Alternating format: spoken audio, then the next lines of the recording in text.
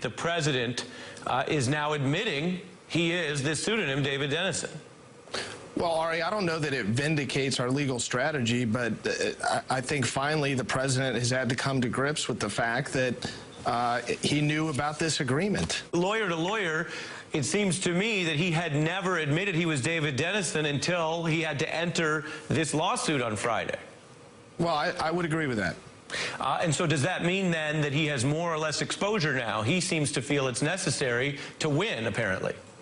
I don't know, Ari, that this has a bearing on his exposure. I mean, our position's always been the same, namely, we don't think the agreement is valid. You alleged that there was a physical threat made against your client, Stormy Daniels. Why didn't you include that in your legal filings thus far? Ari, I didn't allege that. I stated it as a fact, and I'm going to state it again today as a fact. It is not an allegation. Ari, you know, as a good lawyer yourself, that good lawyers don't play their entire hand on the first go-around. We have a lot of information, a lot of evidence, a lot of documents that haven't come to light yet.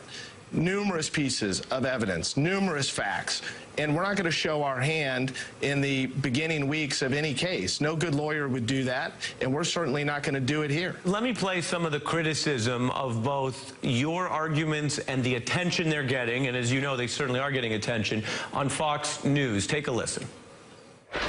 It's tabloid fodder. I've never seen so many reporters find such a thin hook to attend a strip club and then write about it. I've seen story after story after story of what that's like.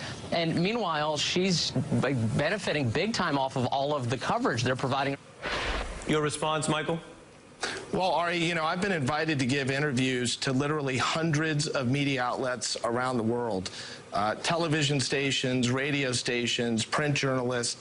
What is shocking to me is I haven't received a single request, not one, from Fox News. They've reached out to me for copies of documents and things of that nature, and I've cooperated with them just like I have with other networks, and I've been prompt in attending to their request. But I haven't received a single interview request, not one, from Fox News. So you're telling me there's not a single anchor on Fox News that could go toe-to-toe and wants to talk to you? You think they're afraid of this story?